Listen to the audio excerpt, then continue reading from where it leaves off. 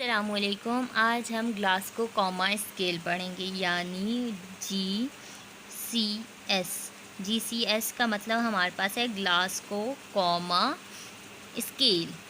ये हम उन पेशेंट में देखते हैं जो हमारे पास अनकॉन्शियस होते हैं, यानी जो आईसीयू में हैं, या आईसीयू के पेशेंट में या अनकॉन्शियस पेशेंट में जब हम उनको नोट करते हैं तो उनको हम कहते हैं, जिस चीज़ से हम उनको जिस स्केल से देख रहे होते हैं उनकी कॉन्शियसनेस को, उसके कॉन्शियस के लेवल को, उसको कहते हैं ग्लासगो कॉमा स्केल यानी GCS।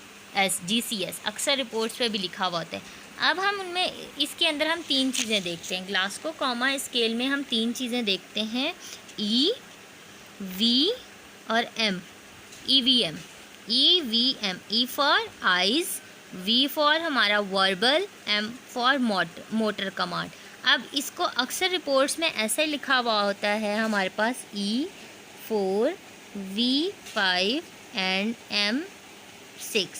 ये हमारे पास टोटल होता है। इसको देखें, ये हमारे पास 9 और ये 6 हमारे पास होता है 15।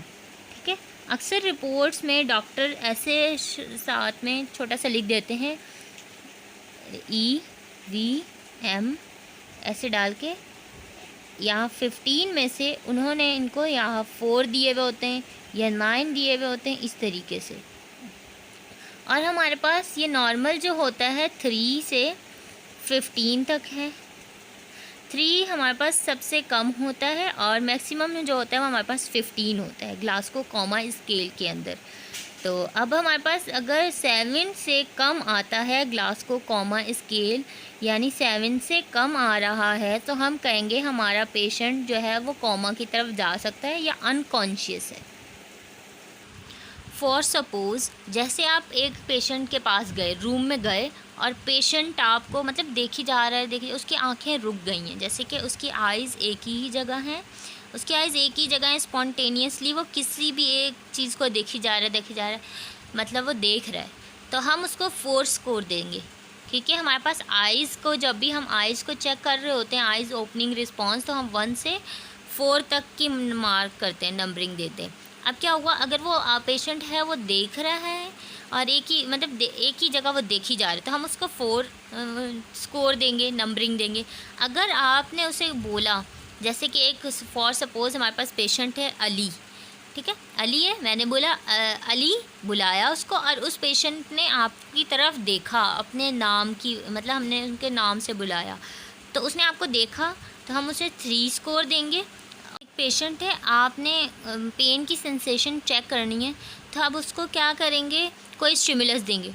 कोई भी आपने ऐसी चीज़ टच कर दी, जैसे कि पेन से स्टिमुलस दे दिया आपने, कोई भी उसको स्टिमुलस दिया और उसे पेन फील हुआ और उसने उस पर रिस्पॉन्स किया, आइज़ खोली, में बंदा सो रहा है, आपने उसे कोई भी सेंसेशन दे दी, स्टिमुलस दिया, उसने आइज़ खोल ली, तो आप उसे 2 देंगे। अगर वो तीनों रिस्पॉन्स नहीं कर रहा पेशेंट, इस पर भी नहीं देख रहा, ये रिस्पॉन्स भी नहीं, ये भी कोई नहीं है, तो हम उसे 1 देंगे। 1 मार्क्स, 1 स्कोर तो हम देंगे उसे स्कोर, कि कोई रिस्पॉन्स नहीं आएगा तो हम उसको आइज़ में ई वाली जगह हमने उसे 1 दे दिया। अब हम इस पे आते हैं, जो हमारे पास वर्बल कमांड होती है। ये ऐसा होता है कि हमारे पास कोई पेशेंट है, अब हमने जैसे अली की एग्जांपल ली थी, अली है, अब हमने क्या किया, उस अली के पास गए, अली को वर्बल कमांड दी, जैसे कि हमने कहा अली आप मुझे सुन सकते हैं, तो उसने, अगर आपको वो सुन रहा होगा, वो आइज़ ओपन करेगा और आपकी तरफ देखेगा, तो हमने उसको 5 दे दिए।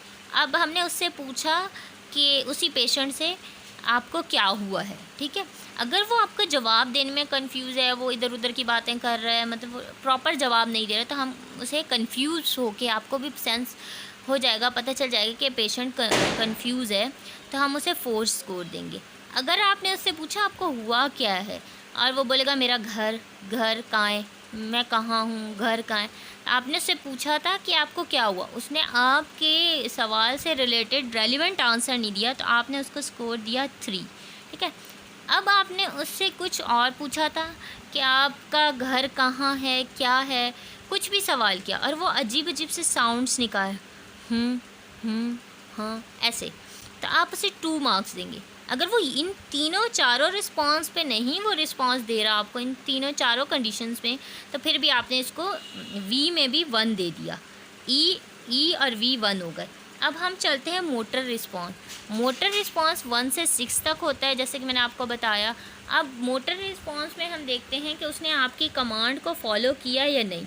जैसे उसे आपने कमांड दी, अली को बुलाया और उसे कुछ भी करने का कहा, तो उसने आपको फॉलो किया आपकी कमांड को, तो 6 देंगे।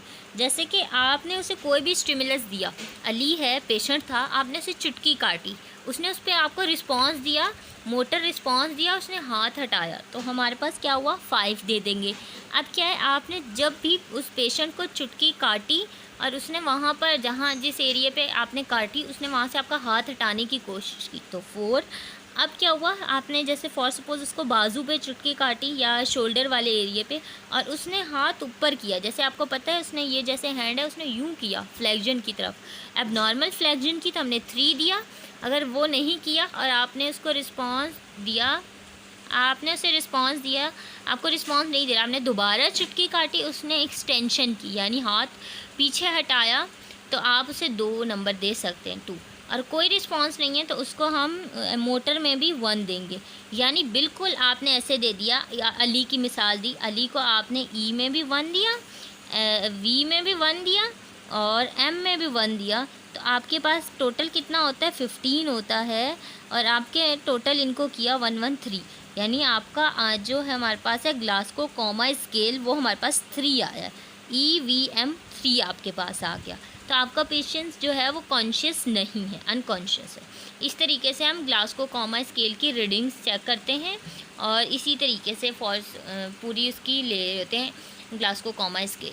फॉर सपोज़ अब हम एक एग्जाम्पल करते हैं, एग्जाम्पल कर रहे हैं।